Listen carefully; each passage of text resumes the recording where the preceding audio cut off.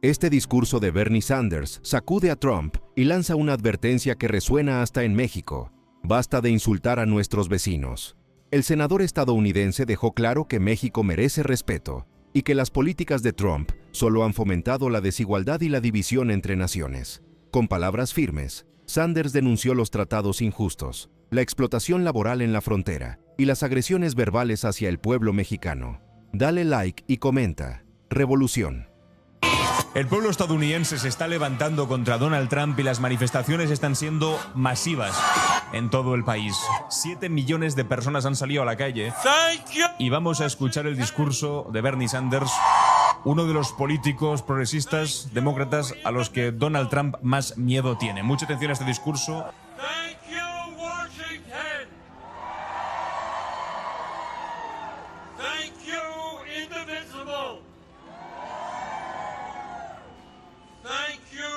Millions of Americans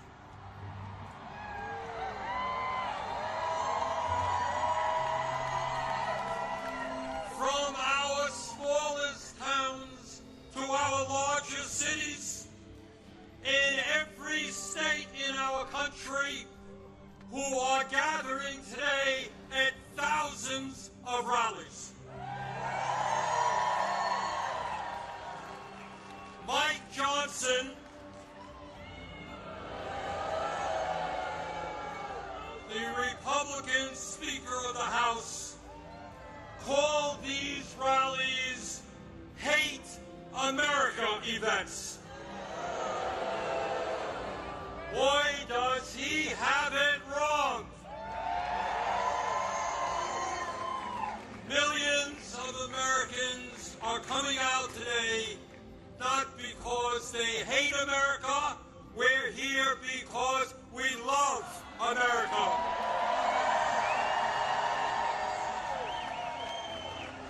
We're here because we're going to do everything we can to honor the sacrifices of millions of men and women who over the last 250 years fought and sometimes died to defend our democracy and our freedoms.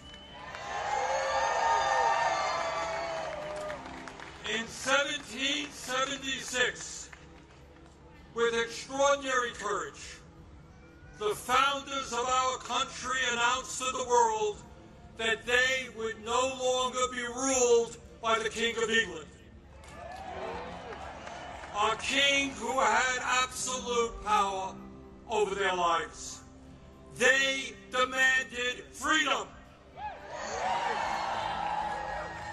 And to bring that about, they fought a bloody war against the British Empire and the most powerful military in the world.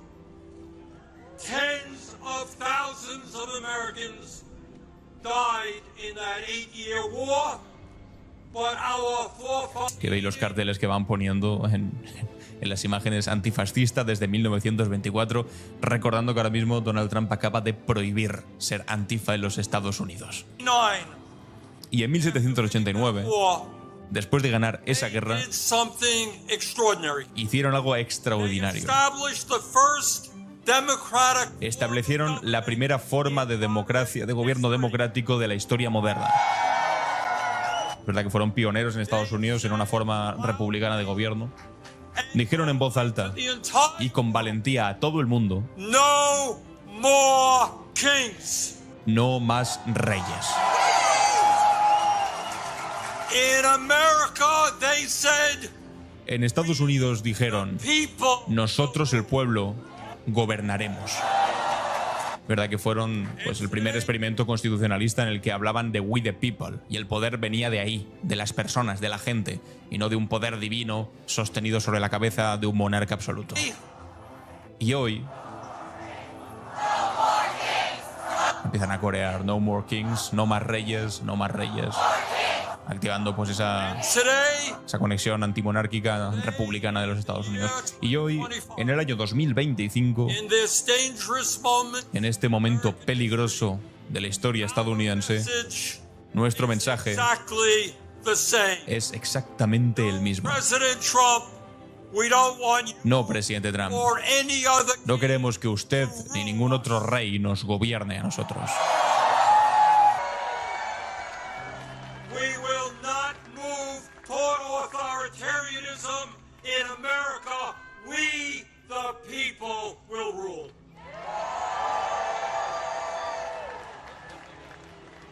When he was sworn in as the nation's first president, George Washington called this attempt at self-government, quote, an experiment entrusted to the hands of the American people, end quote. My fellow Americans, in an unprecedented way, that experiment is now in danger.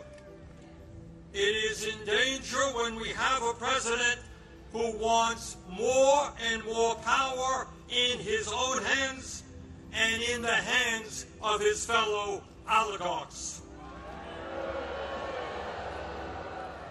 It is in danger when we have a president who claims that peaceful protests in Portland, Oregon, or Chicago, Illinois, is an insurrection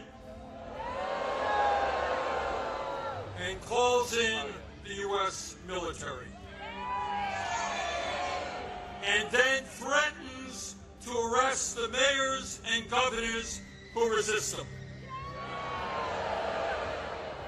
It is in danger when we have masked agents working for ICE, breaking down doors, throwing people into vans without due process, and taking them to God knows where.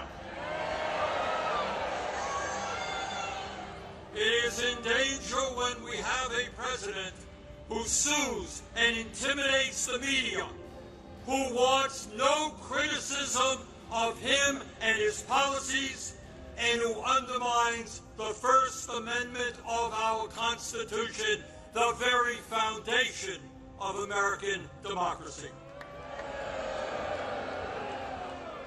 Our country is in danger when we have a president who threatens to arrest or imprison political opponents who stand against them, including the Attorney General of New York State, a sitting U.S. Senator, and the Governor of California.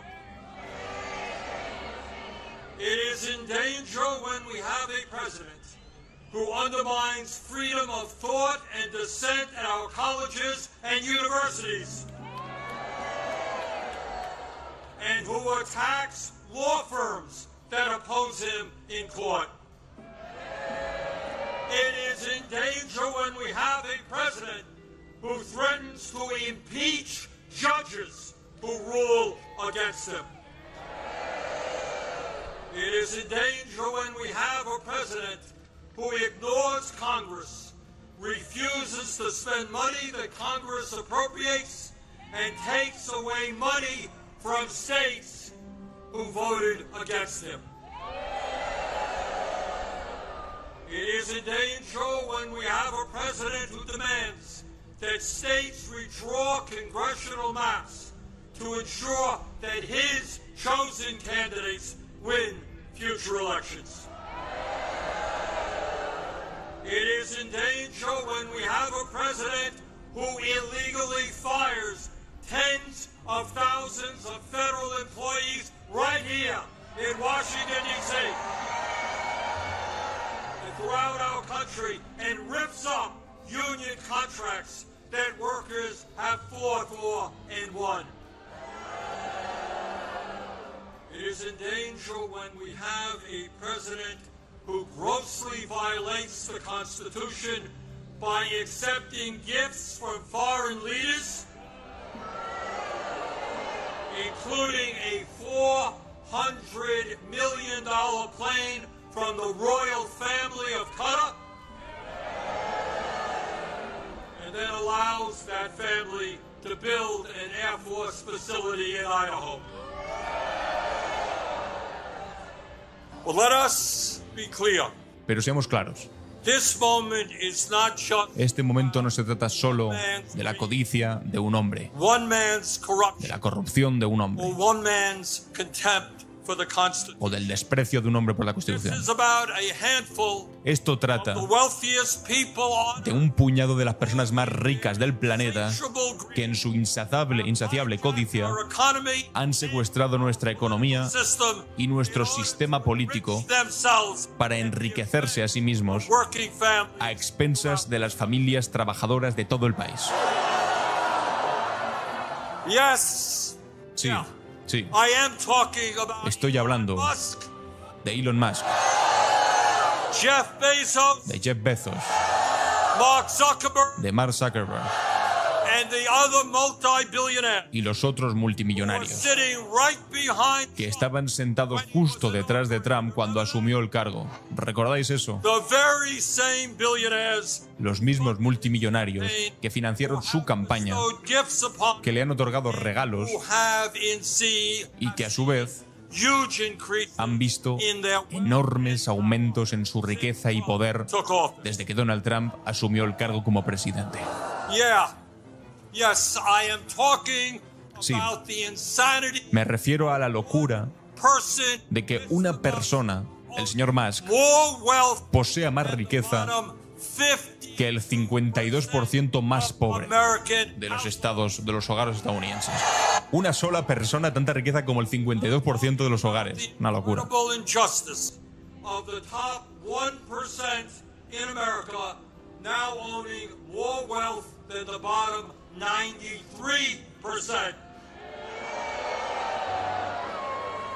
I'm talking about the richest people in America becoming much, much richer, while 60% of our people live paycheck to paycheck, struggling every day to pay their rent and mortgages, pay for child care and education, pay for their health care and prescription drugs, afford decent quality food for their kids, and maybe, just maybe, put aside a few bucks for their retirements. I am talking about our nation, the richest country in the history of the world, having the highest rate of childhood and senior poverty of almost any major country on earth. I am talking about our great nation, having 85 million Americans uninsured or underinsured, and 800,000 people who are homeless, including people a few blocks from here. All the while Mr. Musk is on his way to becoming a trillionaire. I am talking about the incredible danger of the richest people in this country pouring hundreds of billions of dollars into artificial intelligence and robotics, which in the next decade will decimate tens of millions of jobs for the American working class. I'm talking about a billionaire class who believe that they have the divine right to rule, and who not only want massive tax breaks for themselves, but who reject any form of accountability or checks on their power. My fellow Americans, we rejected the divine right of kings in the 1770s. We will not accept the divine right of oligarchs today.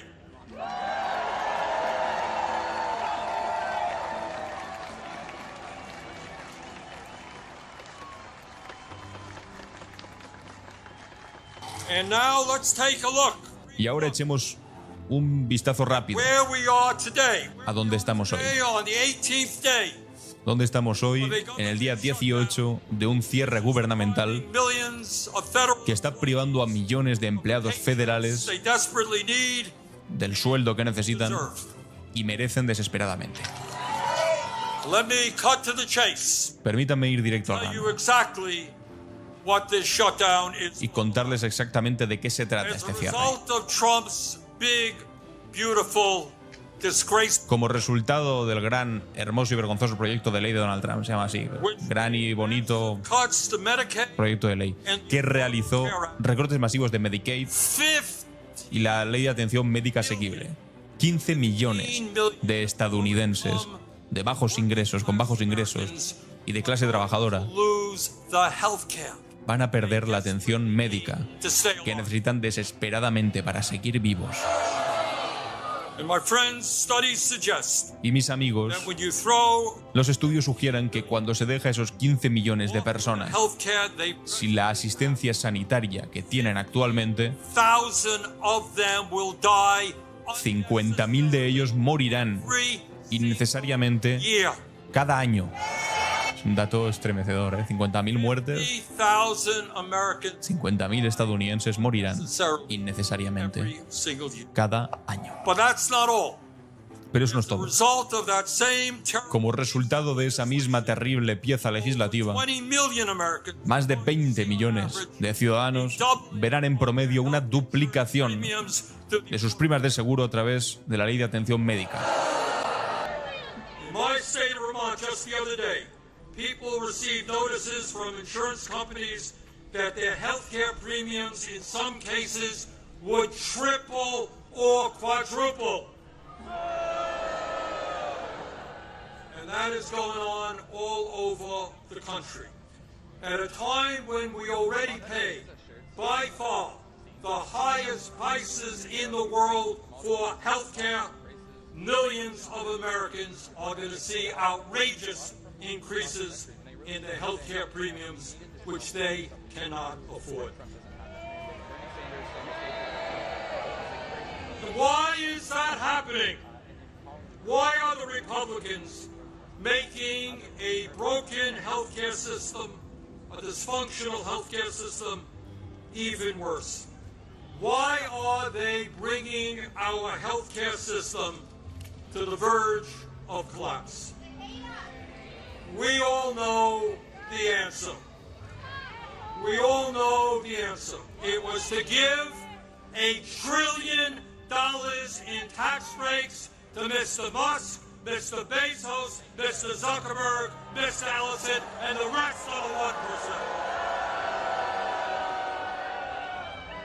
$1 trillion in cuts to Medicaid and the ACA, $1 trillion in tax breaks for the 1%. That, my fellow Americans, is what this shutdown is all about. And let me be as clear as I can be. No, I will not vote for a budget that throws 15 million Americans off their health care.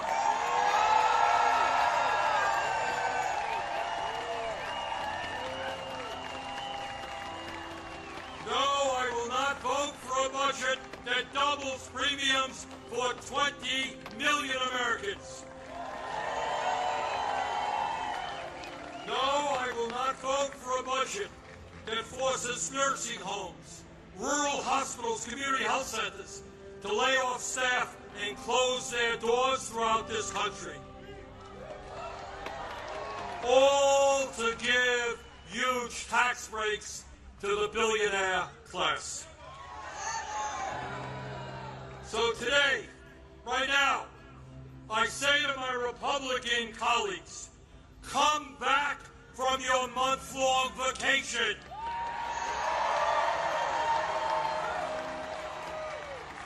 Start negotiating and do not allow the American healthcare system to be destroyed. End this shutdown.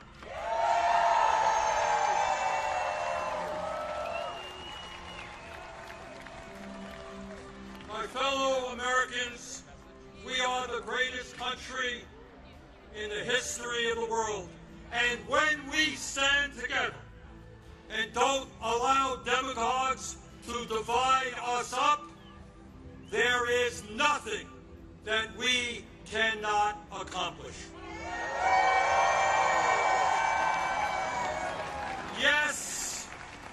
Yes, we can create a vibrant democracy by ending Citizens United and not allowing billionaires to buy elections.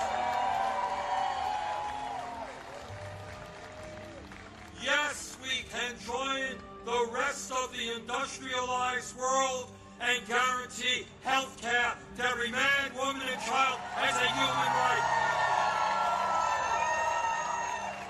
Yes, we can build millions of units of low-income and affordable housing and allow our younger generation to enjoy the American dream and own a home of their own. Yes, we can make public colleges and universities tuition-free and have the best child care and public school system in the entire world. Yes, we can expand Social Security so that every senior in our country can retire with dignity.